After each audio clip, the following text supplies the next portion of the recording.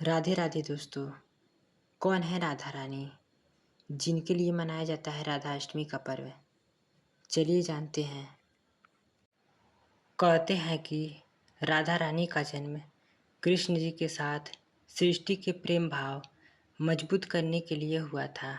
कुछ लोग मानते हैं कि राधा एक भाव है जो श्री कृष्ण के मार्ग पर चलने से प्राप्त होता है। हर वह व्यक्ति जो श्री कृष्ण के प्रेम में लीन होता है राधा कहलाता है। ज्योतिष के अनुसार भाद्रपद माह के शुक्ल पक्ष की अष्टमी तिथि श्री राधा रानी को समर्पित है। पौराणिक मता अनुसार इस खास दिन श्री राधा रानी का अवतरण हुआ था, इसलिए यह दिन राधा अष्टमी के रूप में मनाया जाता है।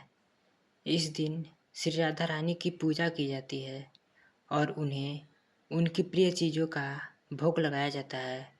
ऐसा करने से साधक को राधा रानी की कृपा प्राप्त होती है और राधा रानी का आशीर्वाद प्राप्त होता है। तो चलिए अब जानते हैं कि आखिर कौन है राधा रानी जिनके लिए राधा अष्टमी का त्यौहार मनाया जाता है।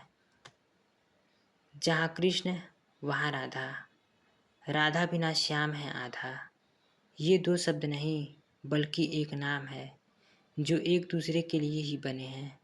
राधा वो नाम है जिसमें श्री कृष्ण समाये हुए हैं और योगेश्वर कृष्ण की प्रेरणा और आराध्य शक्ति है राधा, जिसमें भक्ति का संपूर्ण योग समाहित है।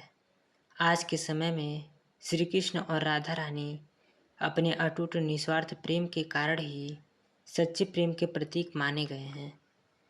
मान्यता अनुसार जब भगवान शंकर और माँ पार्वती के मन में विपरीत रीत की इच्छा हुई थी, तब भगवान शंकर भी राधा रानी बने थे और माँ पार्वती श्री कृष्ण बन गई थी।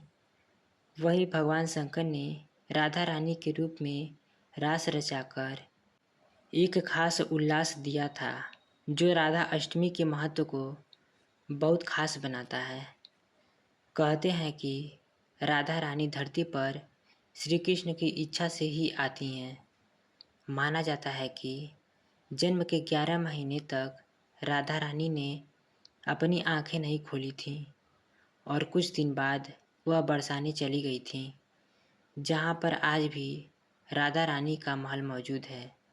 कहते हैं राधा रानी वृंदावन धाम की अर्धस्वेरी हैं। वहीं वृंदावन से 43 किमी दूर बरसाना के ब्रह्माचल पर्वत पर राधा रानी लाडली सरकार स्वरूप में विराजित हैं। राधा रानी का दरबार श्रीजी दरबार के रूप में प्रसिद्ध है। कहते हैं कि राधा रानी अपने भक्तों को धन और ऐश्वर्य का भी वरदान देती हैं।